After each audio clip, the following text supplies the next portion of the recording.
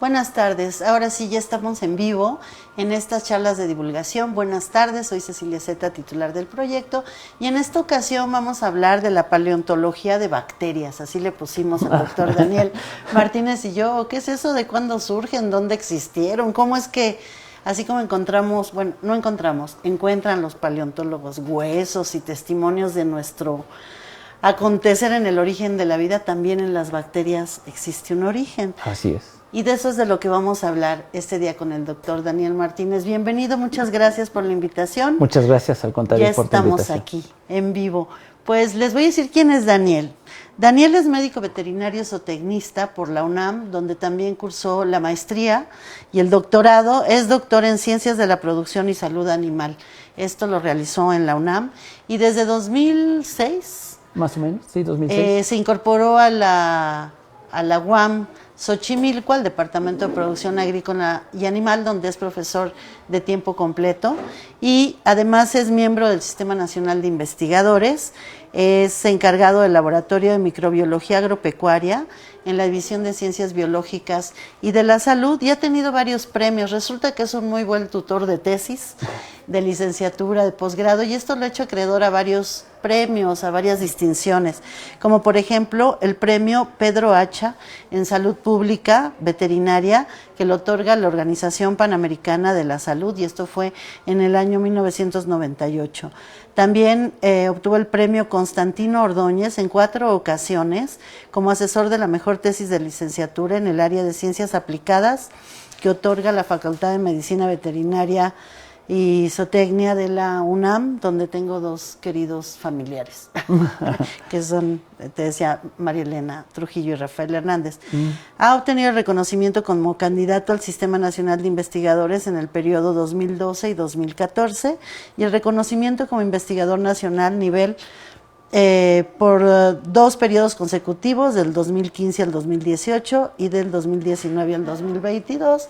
Y bueno, es maestro aquí en la carrera de veterinaria. ¿Es así? También das en tronco divisional, que es donde están todos los que van a dar a las carreras de ciencias biológicas y de la salud. Así es.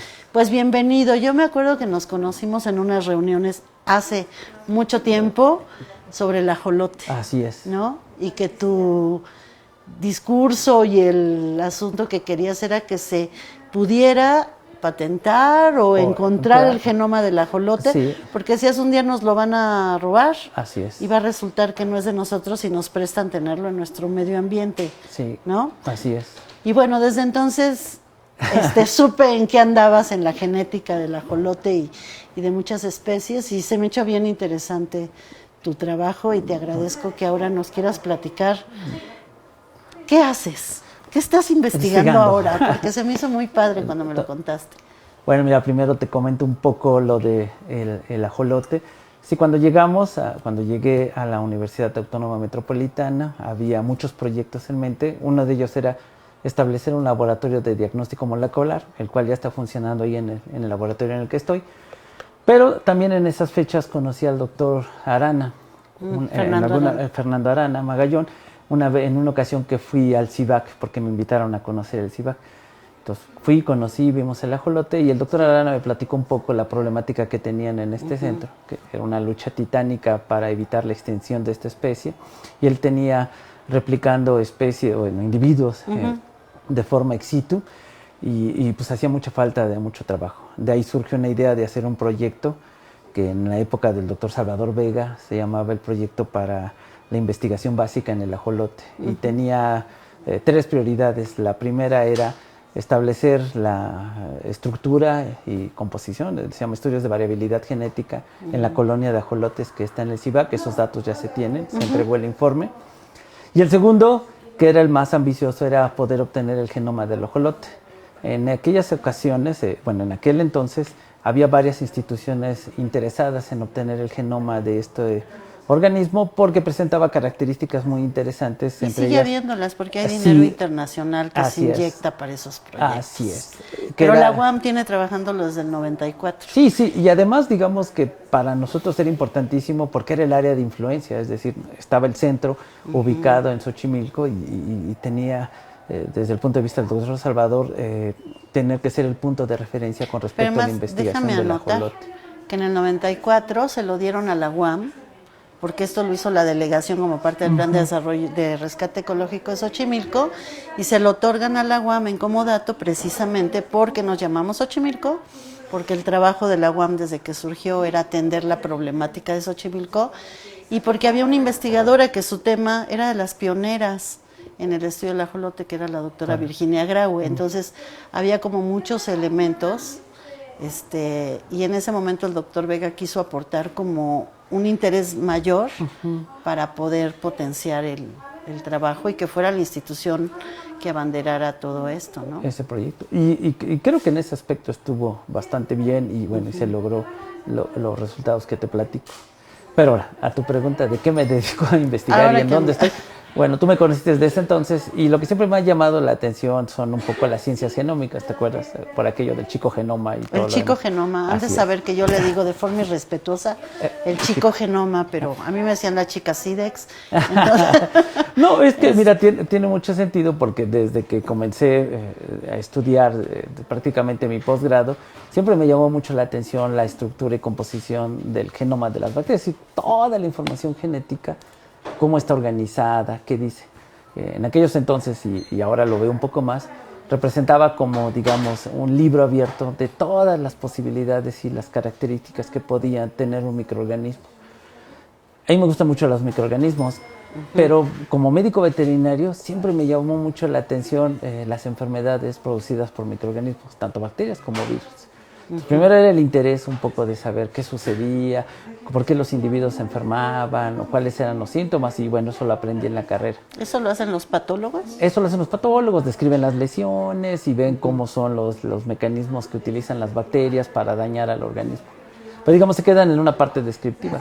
Una vez que lo conozco, empiezan las preguntas de, bueno, ¿y cómo le hace el microorganismo? O sea, ¿cómo Salmonella puede entrar a un intestino y atravesar y llegar a la sangre y de ahí distribuirse por todo el organismo? Debe de tener algunas herramientas poderosas. Exacto, para poder meterse ahí. Así es. Más o menos en esa época también comienza el boom a nivel internacional de justamente el descubrimiento de lo que le llaman genes de virulencia, ¿no? Estas herramientas moleculares que tienen las bacterias. Así ya vienen con eso. Sí, eso es lo interesante, fíjate. ¿Ves? Ahí viene lo eso interesante. Y de ahí viene la idea de la paleontología de las bacterias, ¿no? Es decir, fíjate, en un primer concepto podríamos considerar que una bacteria patógena siempre ha existido, ¿no? Es decir, pensamos, conocemos ahorita Salmonella, E. coli, ¿no? Es decir, pensamos, bueno, yo creo que había salmonela hace millones de años y las salmonelas que vemos ahora son resultado de hijas de esa salmonela que vivió hace miles y miles de años, ¿no? Y eso es lo que investigas, a ver si es cierto. Exacto, pero más bien, ahora te platico, esa era la concepción básica, ¿no? Era evolución darwiniana. Había una bacteria y esta bacteria alguna vez surgió en el planeta Tierra y de ahí se empezó a transformar hasta que se volvió patógena, salmonella. Y bueno, entonces pensábamos que estaba su origen de ese patógeno, pues millones de años atrás, ¿no? Es decir, ¿cuándo surgió el primer patógeno? Y esa pregunta ahí viene, justamente sigue sonando. ¿Cuándo surgió el primer patógeno? ¿En qué momento? Fíjate, es curioso. Si lo ves así, hace 4.500 millones de años surge la vida en el planeta Tierra. Y surge como bacterias, microorganismos, ¿no? Los primeros organismos vivos. O sea, fuimos microorganismos. Ah, cierto, hace 4.500 millones de años fuimos bacterias. Y luego más o menos hace 2.000 millones de años aparecen los primeros protoeucariontes, aparecen algunas protebacterias que parecen a la mitocondria. Y hace 1.000 millones de años surge, fíjate, el primer eucarionte. O sea, organismos como nosotros unicelulares. Viene la evolución y ya en los últimos años, pues toda esta divergencia de la vida y elefantes, gatos, pescados, todo lo que quieras, la explosión de la vida. Impresionante, pensarlo, ¿no? Da como vértigo. Claro, o sea, dices, imagínate, una superdiversidad. Pero entonces te pones a pensar y dices, ok, todos fueron evolucionando y se generó diversidad de la vida. Pero ¿cuándo surgió el primer patógeno? ¿En qué momento? En esa historia evolutiva, en ese cronómetro, en ese calendario, meto la primera enfermedad. ¿Quién fue el primero? Entonces volvemos a lo mismo. La gente dice, bueno, en algún momento se tuvo que haber generado en este mundo el primer patógeno. Digo, ¿para qué? Y por una necesidad de la misma vida. Claro, exacto. Quizá había muchos de estos, entonces necesitaba alguien enfermarse para que se nivelara. O velo como una relación ecológica, ¿no? Es decir, cuando empezaron a surgir distintos organismos, empezaban a interaccionar con ellos. Y algunos se ayudaban y generaban cooperación. Es el caso del surgimiento de los eucariontes con una protebacteria, otra tipo celular, se juntan y surge el primer eucarionte. Un matrimonio exitoso porque permite el surgimiento de toda la vida. Claro. Pues entonces empiezan procesos de cooperación, procesos de mutualismo, yo te echo la mano, tú me ayudas, pero también en eso se empieza la depredación, es decir, yo me alimento de ti y entonces ahora tú te vuelves mi alimento, ¿no? Y entre ellos justamente pues los parásitos, ¿no? O sea, es interesante, era parte del... Y eso es lo que teníamos que empezar a ver cuando empezábamos a pensar en el origen de las enfermedades. Surge de procesos ecológicos. Era parte normal de la convivencia de los organismos en este planeta, los patógenos. Entonces, ok, entonces eso nos empezaba a enseñar algo y decíamos, ok, entonces, bueno, independientemente de eso, la pregunta sigue siendo válida. ¿Hace cuántos años surgió el primer patógeno? Y fíjate que hay una rama que se llama justamente así la paleomicrobiología, porque lo que hacen es, intentan ir a esos sitios donde hay entierros, donde hay restos fósiles y recuperan rápido muestras de ADN e intentan investigar si encuentran ADN de patógenos. Y el registro más viejo que se tiene en el caso de seres humanos es de hace aproximadamente 1.000 años y es de unas momias que se encontraron en Egipto y que les tomaron una muestra del estómago y pácatelas, tenían Helicobacter. Ah, claro, porque las momias están más o menos completas, ¿no? Está el cuerpo carnoso, pues. Fueron, recuperaron y dicen, oye, ¿qué crees? Aquí hay un Helicobacter. Ahora, ahorita te platico sobre la comparación de esos patógenos de hace miles de años y los que tenemos ahora. O sea, porque debíamos pensar que, bueno, los de antes eran muy distintos a los de ahora. Y a lo mejor no necesariamente. Y después hay otro estudio donde trabajan con muestras de fósiles animales y bueno, para no hacerte el cuento largo, el registro más viejo que tenemos de un patógeno es de Yersinia pestis, hace 5.000 años.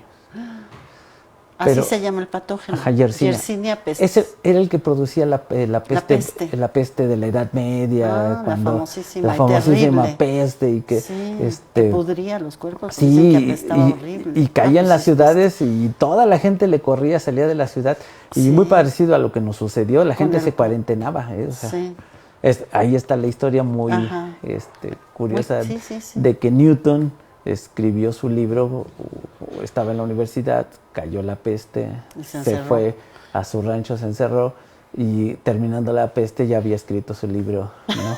De Principio a Matemática. Fíjate. Los chicos mandaban ahora en la de COVID el meme que decían, Newton durante su pandemia escribió su libro y tú, ¿Ya Te terminaste tu deprimiste. tesis? ¿Terminaste tu proyecto modular? ¿Te Así estás es. quejando? ¿Te deprimiste? Así es. ¿O estás haciendo algo? Sí, Así hay es. quienes hacemos cosas. Así es. Pero entonces, fíjate, el registro es de hace 5,000 años. Y dices, ok. Pero llevaba la lógica ese estudio de encontrar justamente esas secuencias antiguas. Es decir, la pregunta que te hago, ¿cuándo surgió el primer patógeno? Vamos a buscarlo en restos fósiles. Se investigaron en coprolitos, iban buscando. Pero lo interesante es que, pues ahora con las técnicas de secuenciación del genoma, se recuperan genomas y nos empezamos a notar unas situaciones muy interesantes, que no necesariamente estos organismos marcan la pauta evolutiva de los que tenemos ahora. Es decir, piensa, como cuando nos presentan la historia evolutiva de un caballo, ¿no? Ves un caballo chiquito, luego uno más grande, luego uno que se modificó, se le hicieron las patas largas y hasta el caballo de la actualidad. Más o menos así se pensaba que íbamos a tener en los patógenos. Un patógeno chiquito, un patógeno más grande, más complejo, hasta el más grande. Pues resulta que no. Ay, cuéntanos. ¿Por qué? Entonces, la organización tiene otros tipos y otros contextos y incluso ni siquiera se parecen mucho, sino parecieran ser subespecies de este, es decir, no hay tantas diferencias. Entonces eso hace pensar que dicen, caray, a ver, ¿qué está pasando? Es decir, nuestra idea de evolución y de cómo va cambiando las cosas con el tiempo, al parecer con las bacterias y prácticamente con los microorganismos patógenos, no que sucede. son bacterias y virus. Que son bacterias y virus, no sucede así. Y entonces están en esa situación y en 1980 y algo, hay un trabajo que marca un cambio en el paradigma. Todo el mundo pensaba, bueno, salmonela siempre ha existido y hay una bacteria que produce el cólera humano, esta enfermedad que produce diarreas y que todavía es un problema en algunos países actualmente. Y entonces un conjunto de investigadores que se llama, encabezados por un investigador que se apellida Mecalanos, descubrieron algo muy chistoso.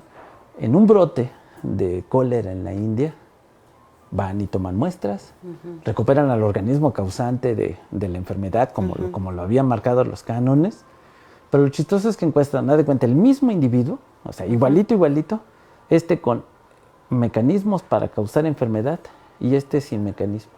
El mismo, nada más que no tiene las herramientas y otros no. Exacto, haz de cuenta que acabas de encontrar al mismo individuo armado y desarmado.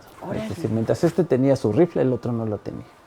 ¿Qué es lo que hace que uno sí lo tenga y otro no lo tiene? Exacto, dije, cara. ¿Qué es lo que lo hace patógeno? ¿Quién se lo dio? O sea, es decir, ¿de dónde lo agarró? ¿Quién se lo heredó? Exacto, en su genética. Así es. ¿Ves cómo voy entendiendo? Claro. Okay. Dice, entonces, ¿quién se lo dio? ¿Lo heredó? ¿O fue un regalo? ¿Lo tomó del ambiente o dónde? Entonces dicen, bueno, son hermanos y son iguales, pero sí tiene su herramienta y no tiene su herramienta. Lógicamente no los heredaron porque los dos lo hubieran tenido. Claro. Entonces, lo perdió, algo sucedió. Va y busca en el ambiente y entonces se encuentra que hay virus de bacterias, se llaman bacteriófagos, que llevan esa información. O sea, ¿los virus también entran en las bacterias? Así es. Hay virus de bacterias. Órale. Así todo. O sea, siempre uno piensa que están como en campos separados. Bueno, en campos separados. Virus y bacterias son como dos mundos y entre ellos no se... No, sí, hay virus que infectan bacterias. Que sí se llevan, y ahora, fíjate, ahora hasta son amiguitos. Porque este virus infecta esta bacteria y cuando la infecta, le transfiere información. De la bacteria. Del que trae el virus y ahora la vuelve patógena. Aunque ya no lo era. Este fago se llama fago CTX porque trae la información para la toxina del cólera. Infecta un vibrio normal, un serotipo O9, paps, tienes un virus, tienes una bacteria capaz de producir toxina colérica. Que es además, de un virus. Y que era de un virus. Y que ahora se la dio una bacteria. Qué complejo es para la observación y la detección y la atención. Así es. Entonces ahora entiendes un poco lo que estamos haciendo. Entonces, eso cambia, Cecilia, todo nuestro paradigma, porque entonces el proceso de generación de organismos patógenos no es algo que sucedió hace miles de años y lo estamos heredando. No. Es un proceso que sigue sucediendo actualmente. Afuera, en el ambiente y todo, se están haciendo esas variantes. Y de repente cuando lo decíamos, decían, ay, no te creo. Bueno, para muestra un botón, COVID-19. Sí, nadie sabía dónde estaba, nadie se lo esperaba. Un buen día de repente nos dicen, ¿saben qué? Fue una persona al mercado de Wuhan, bueno, eso se dice, y paz, es una de las entró un nuevo patógeno a la población humana y que además generó una pandemia de condiciones que no habíamos visto antes. Fíjate, ¿no? me decía el doctor Jaime, ahorita me acuerdo su nombre, es de atención a la salud. Jaime Bustos. Jaime Bustos, cuando estábamos en COVID lo entrevisté para que nos explicara qué pasaba con esto, porque era multisistémico cuando afectaba este virus. Y decía, ya se sabía que había estos coronavirus. ¿Sí? Sabíamos cómo se estaban manifestando, no sabíamos cuándo iba a suceder, pero ahí estaba el caldo de cultivo para que de repente se diera este comportamiento nocivo para volverse patógeno severo para el humano. Así es. ¿No? Entonces, o sea, ya se sabía claro. esto que estás diciendo. Están ahí, pero de repente hay circunstancias que van a provocar de forma natural, porque así es el comportamiento, que se vuelva patógeno y que otro no. Así es, No sea y que tan surge una variante que puede infectar humanos y generar lo que el COVID. Sí, o sea, los coronavirus son viejísimos y siempre han estado en la naturaleza. Es más, existen 9 familias y hay coronavirus en muchas especies. Y digamos que eso no nos sorprendía. Lo que sorprende es que de repente, igualito que vibrio, cuando tú si vas y tomas agua de mar, de repente vas a encontrar muchas variantes de vibrio. Vibrio Flexner y otras varias. Ahí están. Ahora dices, ¿por qué no hay, en estos casos, no ha habido cólera? Bueno, no se han presentado esta serie de circunstancias, como tú lo dices, que permiten que una bacteria patógena surja. Entonces, fíjate, es curioso porque entonces ahora la paleontología de las bacterias, el ir a buscar ese primer patógeno, te dicen, es que ese primer patógeno en realidad sí existe y no existe, porque el proceso sigue. Y lo puedes tener el día de mañana a la vuelta de la esquina, no porque se presentan o se gestan las condiciones. Incluso puede ser que ese patógeno esté y a la hora de observarlo se convierta por los efectos de observación. Digamos que lo que tiene que suceder, y ahí entra donde lo que te vas, o sea, lo que hacemos es que todo lo que un organismo puede hacer está codificado en su genoma. Es decir, son como sus instrucciones. Si quieres que haga algo nuevo, le tienes que dar información a su genoma. O sea, el genoma es la base de entender muchas cosas. Entonces, la situación es que nosotros teníamos entendido que el genoma, bueno, mi genoma yo le heredo de mi mamá y de mi papá. Y entonces los organismos, pues igual, una bacteria se divide y su bacteria hija hereda el genoma de su progenitora. Sí. Pero ahora con las bacterias hay otra situación. Estas están preparadas para recibir no solamente información genética de sus predecesores, sino de los que están en el medio ambiente, como los virus. Y como nosotros, ¿no? Nosotros en realidad, por ahí hay unas teorías muy interesantes sobre el papel que pudieron tener los virus en la evolución del ser humano, pero bueno, hay muchas cosas interesantes. Por ejemplo, se han descubierto en el caso de la placentación de los seres humanos, que la expresión de unas proteínas originalmente de origen viral permiten la placentación. Y lo que podían, fíjate. La placentación es que se haga la placenta. Que se haga la placenta, la bolsita y donde está el producto. Y donde vivimos todos alguna vez. Así es, 9 meses.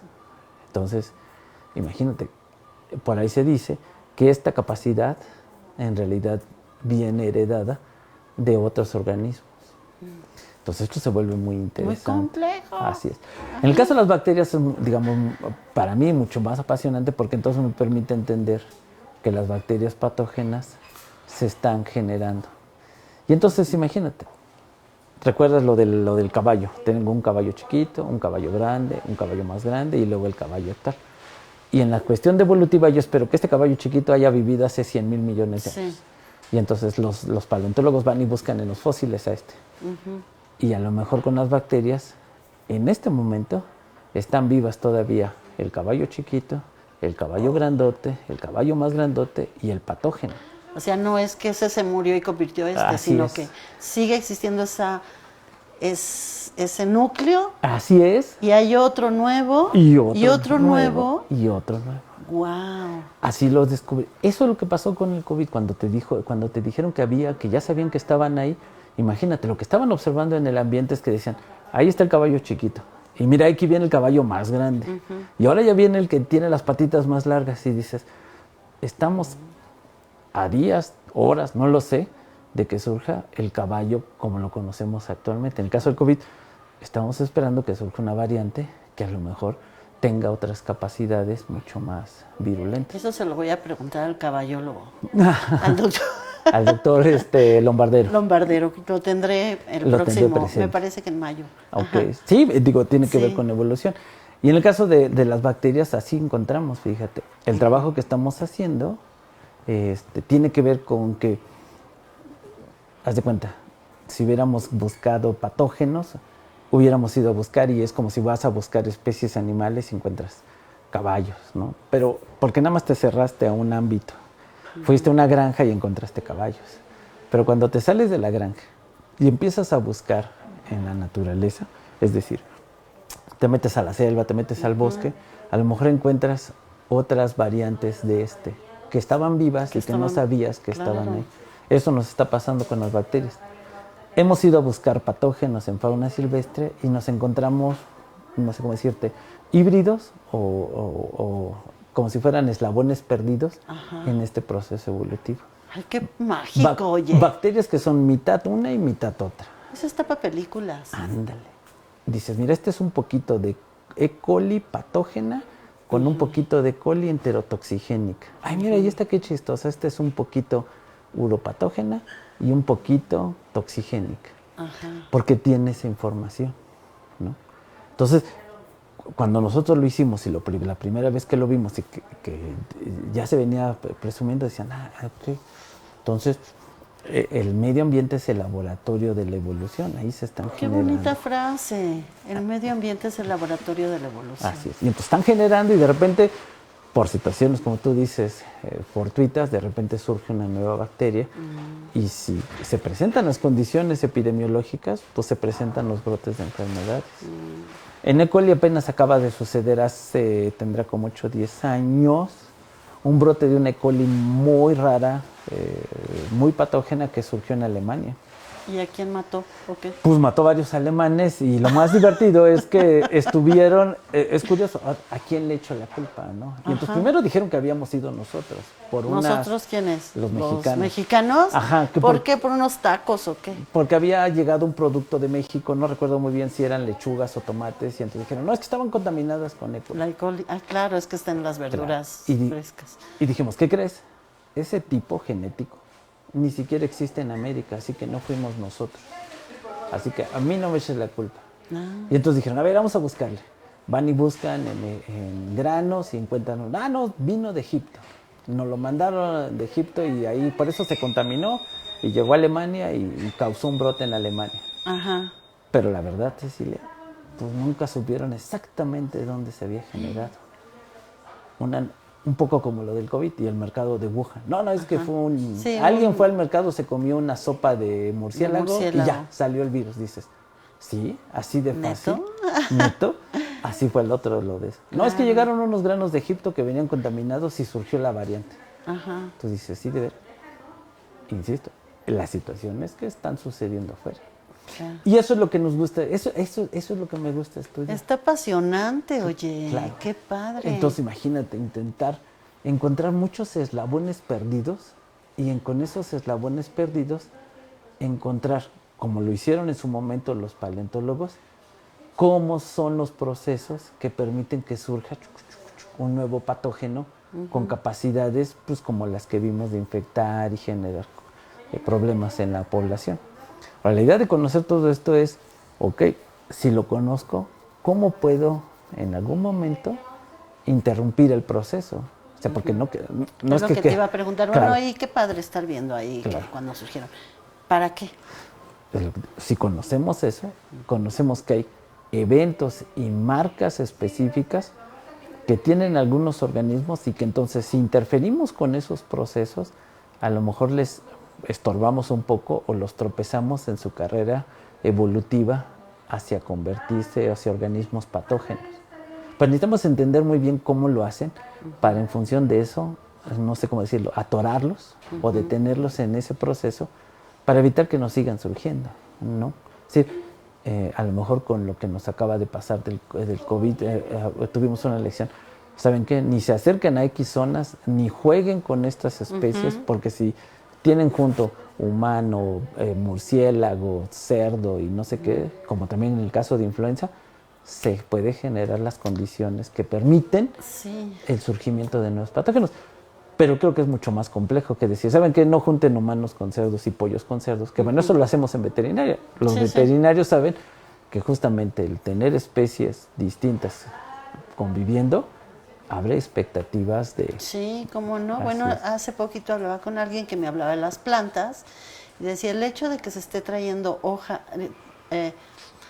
tierra de hoja del ajusco para vender, para meterla en las macetas en las zonas urbanas, está generando un problema no solo de devastación del suelo en la zona de la montaña, ¿no? Le quita las filtraciones para irse al subsuelo cuando llueve, sino que te estás trayendo elementos vivos, sustancias de esa tierra que estás poniendo en otro contexto, generando una nueva manera de comportarse ese medio ambiente que estás generando en tus macetas o en tu jardín. Y puedes traer esporas de hongos, puedes traer bacterias, puedes traer virus. Y tú mismo estás diseminando y se vuelve más complejo identificar las problemáticas porque no sabes de dónde. Entonces empiezas a averiguar de dónde la trajiste, cuándo. Ahora, verlo así. Yo puedo agarrar y traigo un organismo que estaba en otro sitio, lo junto con otro con el que puede hacer sinergia y entonces surge una nueva variante que antes no había visto. Y eso lo estamos viendo, por ejemplo, también con los genes de resistencia antimicrobianos. A ver, explícame qué es eso. Lo mismo, tenemos bacterias y ahora el problema es que no nada más tienen herramientas para enfermar, sino ahora tienen herramientas para luchar contra los antibióticos que utilizamos. Es decir, yo agarro, te pongo un antibiótico, ampicilina, y la bacteria... ya está estudiadísimo para atacar una bacteria. Exacto, ya tiene infección en la garganta, dele penicilina. Y resulta que la bacteria dice, no, tengo un mecanismo que destruye la penicilina y no me hace nada. Es lo que está pasando cuando te vacunan y que dicen ya se modificó. No, eso es distinto porque tiene que ver con que la vacuna lo que busca es que tu sistema inmunitario genere respuesta contra un organismo, ¿no? Y entonces se da cuenta que el sistema inmunitario es muy específico y observa cada una de las características que tiene tu bacteria y contra eso hace respuesta. Si tiene una proteína A, una proteína B, una proteína C, dice, voy a dirigirme contra A, contra B y contra C. Pero si este muchacho, como sucede con el COVID, cambia y ahora trae DEF, tú tenías respuesta contra ABC, no contra DEF.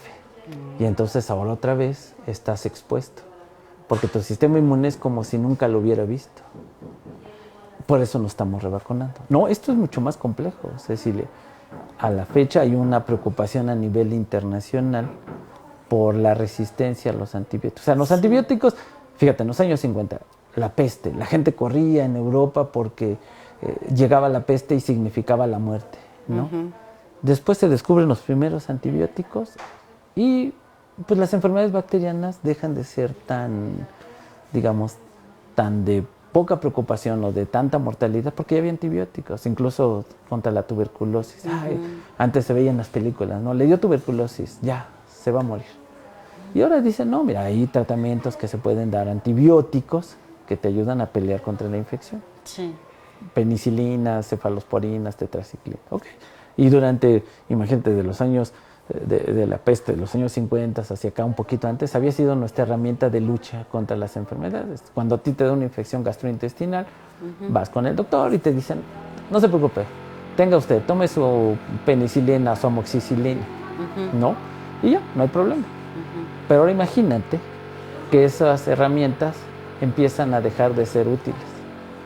Ahora las bacterias no tienen, digamos, susceptibilidad hacia eso. Ay, perdón, está viendo un sonido de alguna obra que están haciendo. Sonó. Perdón. Esperemos que lo puedan quitar. Parece que es acá arriba. Pareciera ser que sí. Sí, pero a ver, continuemos. Te digo, entonces el problema es que la resistencia a las medicinas que utilizamos para combatir a las bacterias empieza a ser un problema, porque quiere decir que cuando tú te infectes o tengas infecciones en la garganta, lo que te dé el doctor ya no sirve. Sí. Y entonces, ahora, lo interesante de eso, Cecilia, es que esa capacidad, como lo que te acabo de platicar de ser patógena, también la pueden recibir. O sea, tú puedes tener una bacteria, meterla en un microambiente y después la sacas y ahora esta bacteria aprendió a defenderse contra los antibióticos. Y entonces se vuelve un problema. Ahora entiendes por qué estamos tan interesados. Yo agarro, Claro. es como mandarla a la escuela a capacitar, la llevas a un... Se echa mucho la culpa a los ambientes hospitalarios. La llevo a un ambiente hospitalario, convive con bacterias resistentes, hay antibiótico en el ambiente y de repente regresas y lo que tienes es una cepa resistente a antibióticos. Esa es la capacidad que tienen nuestros microorganismos para evolucionar. Entonces, esto que tú estudias es para beneficio de la fauna. De las poblaciones, o sea, al final de cuentas hay... De toda la ser vivo. Exacto. Los patógenos, yo te voy a decir que muchas de las enfermedades de humanos, entre el 80 o más, primero surgieron o primero existieron como enfermedades en la vida silvestre. O más bien verlo así, lo que una bacteria necesita para ser patógena en humanos no es muy diferente a lo que necesita para ser patógena para perro o pato, o sea, son más o menos similares. Entonces, si conocemos al detalle cómo las bacterias se vuelven patógenas y cuáles son los procesos que ayudan a eso, podemos ayudar a evitar que se generen. O sea, como que hay dos frentes. Una es, con vacunas y antibióticos combato a las existentes. Es decir, no voy a dejar que maten a nadie. Pero ¿cómo evito que se sigan generando? Porque sabiendo cuál es su... Claro, es decir, es como tener, no sé, me suena como si tuvieras un hoyo y estuvieran saliendo insectos, ¿no? Y a lo mejor los que están saliendo los estás pisando. Pero no se acaba. Pero no se han acabado. Exacto. Lo que los está alimentando. Lo que los está alimentando y están generando. Porque además, digo, si queremos controlar las enfermedades, tenemos que atacar por varios frentes. Una. Este es un guión para una película de ciencia ficción, así de monstruos. Está padrísimo. Ajá. Es que la generación de patógenos es muy interesante. La verdad, ahora entiendes por qué estoy tan metido en eso. Fascinado. Así es. Y a cada rato nos enseñan que tienen capacidades bien interesantes. Porque además, mira, velo así, tú tienes un genoma y entonces aquí está la bacteria y esta bacteria ahora tiene la capacidad de recibir nueva información, ¿no? Y dices, vuélvete resistente, vuélvete patógena, vuélvete. Y esta empieza a generar muchas variantes. Dependiendo en dónde coloque estas variantes, es que empieza esta a generar subpoblaciones. Es que es como una raíz que se va extendiendo y se va extendiendo. ¿Sabes qué me está sonando? Me está sonando cómo opera esto famoso del el GPT y el Journey, los de generación de inteligencia artificial. Así es como funciona. Tú lo vas... Cae una idea, esta idea crece y genera otras ideitas y genera otras ideitas y otras. Y no tiene nada que ver con la original. O empezó con una original. Pero ya se disparó hacia otra cosa. Y ahora entiendes qué estudiamos en el genoma. De repente estudiamos los genomas y encontramos, como dices tú, un pedacito de la idea original. Decimos, mira, todo comenzó con un grupo de genes. Y luego ahora tiene otros, y tiene otros, y tiene otros, y más, y más. Y entonces empiezas a ver cómo se diversifica esa idea que en los organismos patógenos, si hablamos de idea, sería ¿cómo me vuelvo patógena? Y cada una de ellas se le ocurren cosas distintas. Sí, me encantó esto que dijiste de las dos hermanitas gemelas y que una puede ser de una manera y otra puede ser de otra. No, y una puede ser nociva mayor y otra nociva natural, ¿no? Yo te voy a decir que para muchas especies, bueno, para varias siempre encontramos la variante patógena y la variante patógena. Eso fue lo que nació la idea de pensar en la evolución. Porque teníamos géneros donde había variantes patógenas y apatógenas. Y cuando estudiabas el genoma, pues era obvio, a esta le faltaban elementos que no tenía la patógena y que porque carecía en la patógena, esta era patógena, ¿no? Dicen, ok, entonces esta tiene más elementos y esta tiene menos elementos. Eso era la realidad. Es eso que ya lo descubrimos. Pero ahora la pregunta que tú te hiciste, ¿y cómo los perdió? ¿Cómo los perdió esta? ¿O cómo los ganó la otra? ¿Quién se los dio?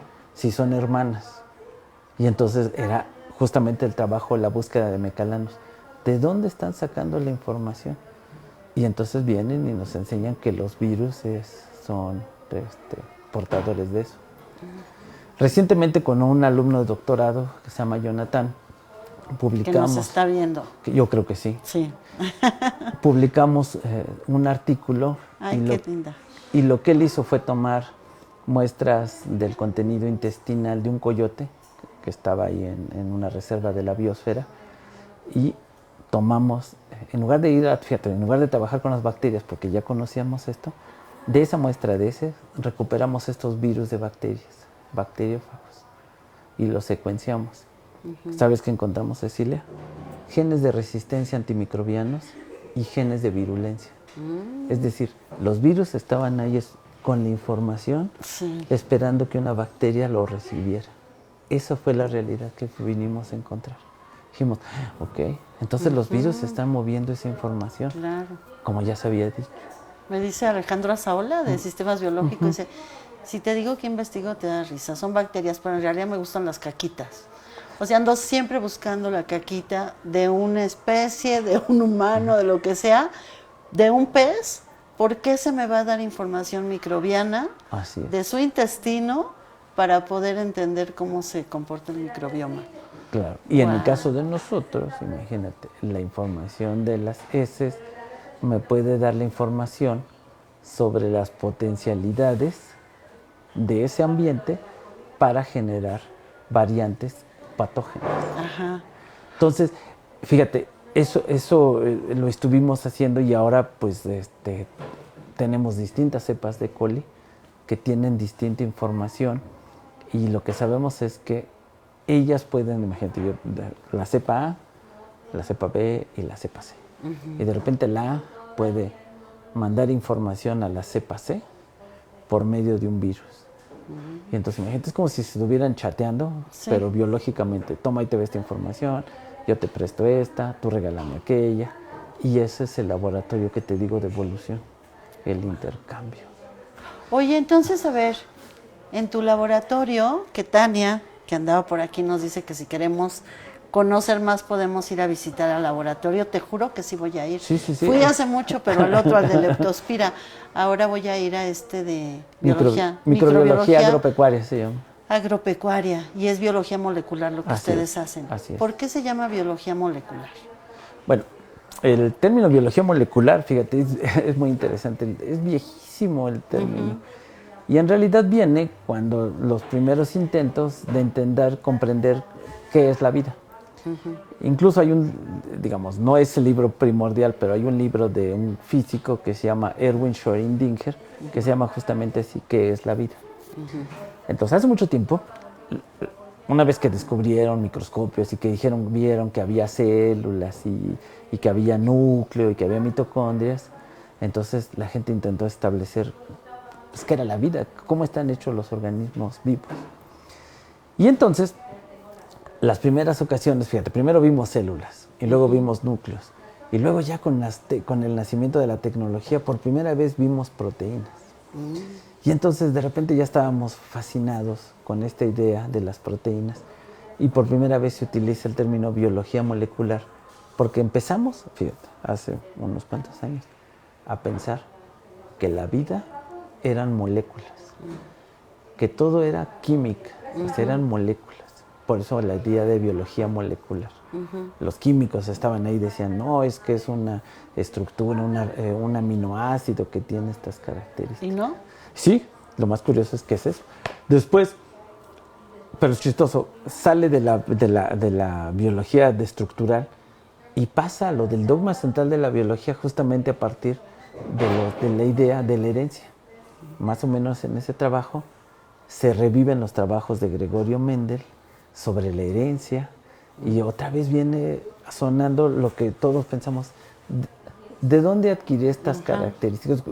Sí me acuerdo de la imagen en el libro de texto de los chicharitos. De los chicharitos, ¿no? Es decir, a lo mejor, digamos, los niños cuando se ven por primera vez al espejo dicen, ¿por qué tengo los ojos negros? ¿Qué tengo de mí? O, exacto, ¿por qué tengo los ojos negros? ¿Por qué tengo mis cejas así?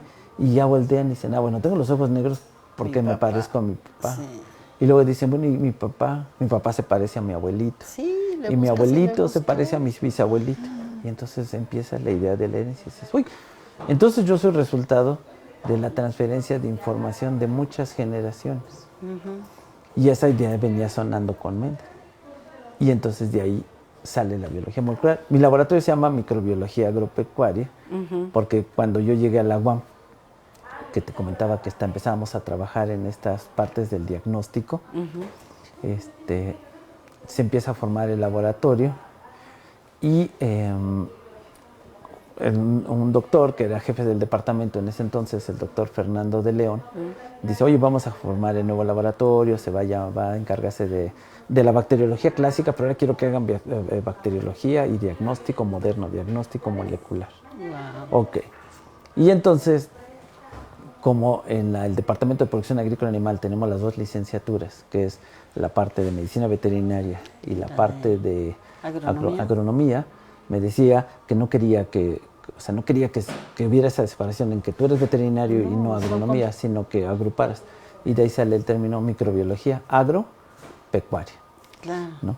Sí. Y también los patógenos de las plantas, digo, si bien tienen sus características, se parecen también a los que nosotros estudiamos. Son como comportamientos similares de ser susceptibles de ser estudiados, porque se comportan diferente, pero con la misma dinámica. Sí, tienen, digamos, sus variaciones, pero también siguen siendo patógenos. A lo mejor lo diferente es que, como se defienden las plantas de las enfermedades, a como nos defendemos nosotros, tienen mecanismos distintos.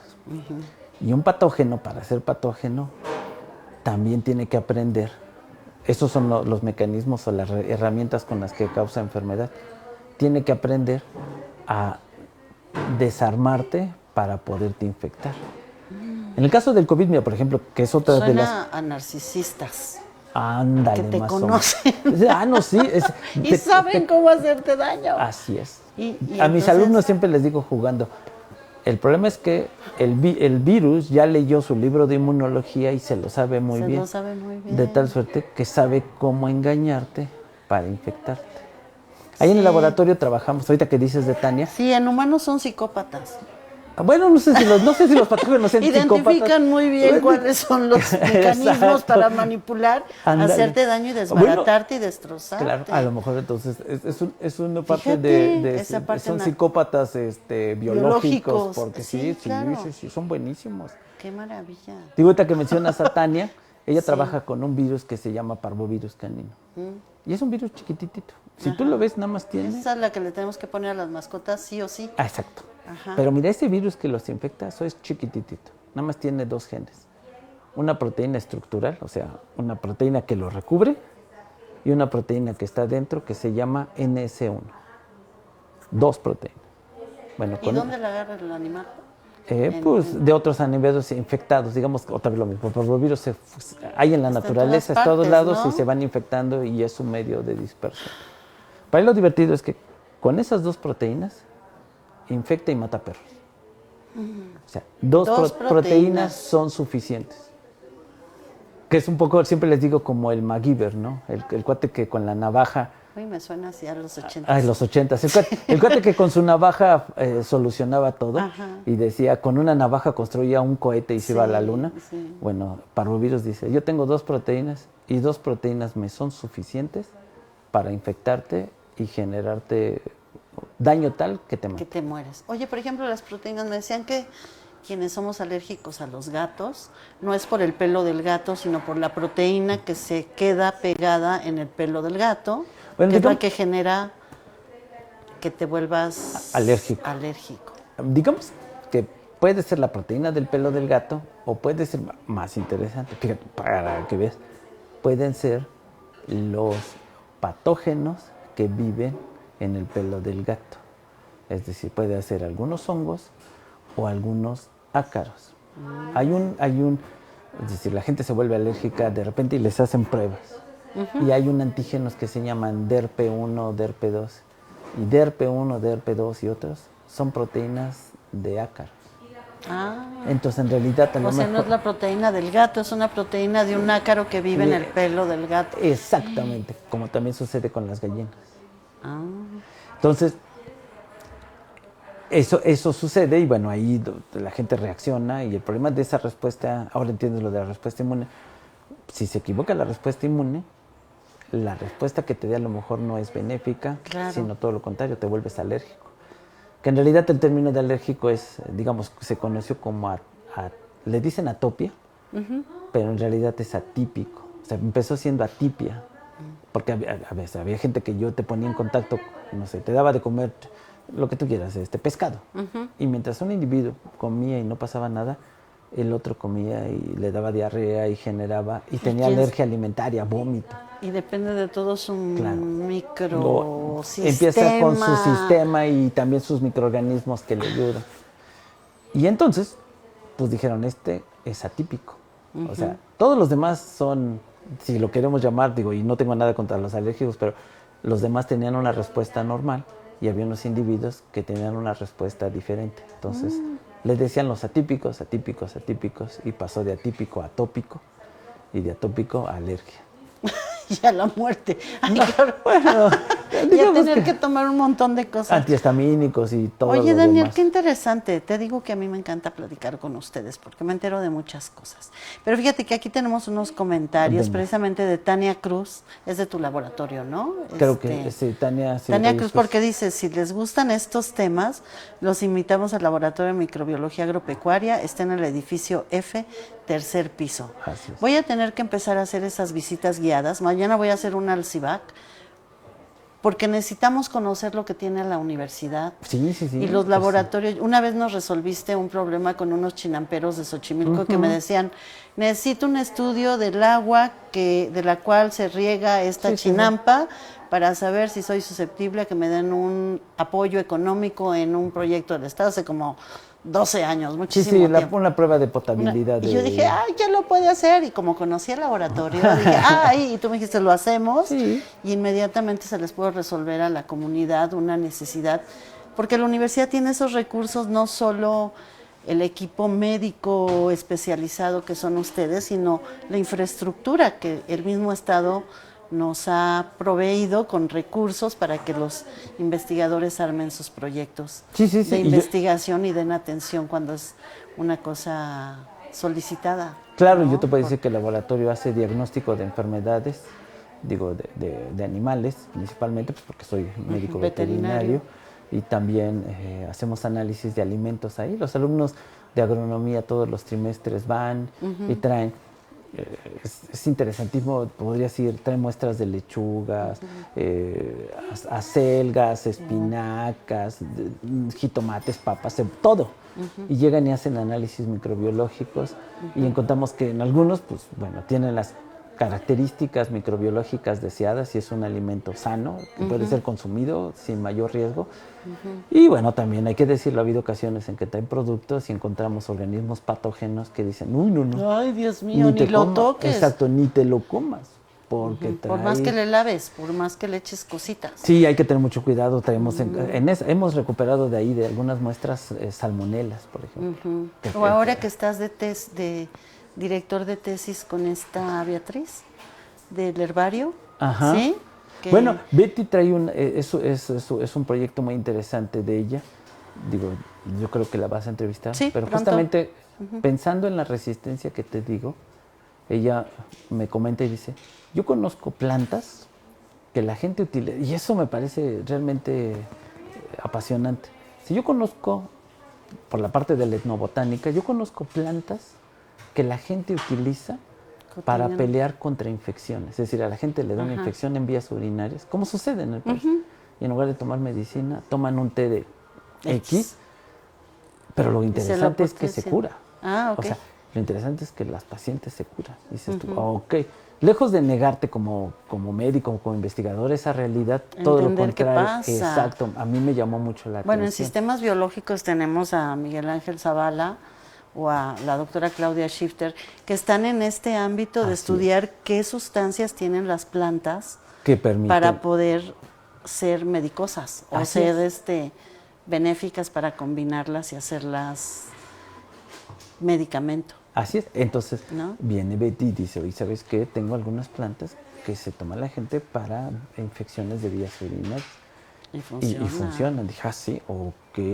Sí, y es entonces dije, pues si quieres yo te ayudo a identificar sustancias para estas bacterias.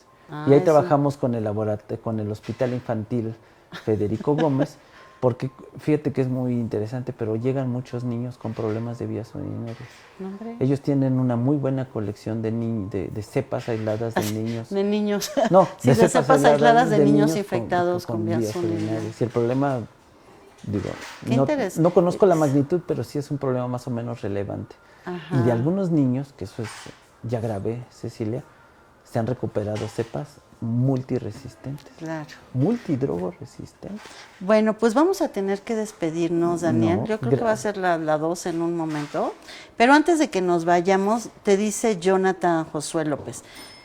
Bueno, nos dice, si te interesa la evolución a nivel molecular, acércate al doctor Daniel Martínez en el Laboratorio de Microbiología Agropecuaria de la UAM, en el edificio F, en el 3er piso. Aquí los esperamos. Sí, vamos a ir, ¿eh? Sí, sí, sí. Aquí nuestros productores seguro les va a interesar ir a hacer una capsulilla del laboratorio. Claro, y les enseñamos nuestras... Lizeth Muski nos dice, soy tu fan, qué padre que hagan este tipo de charlas. Me imagino que es fan tuya.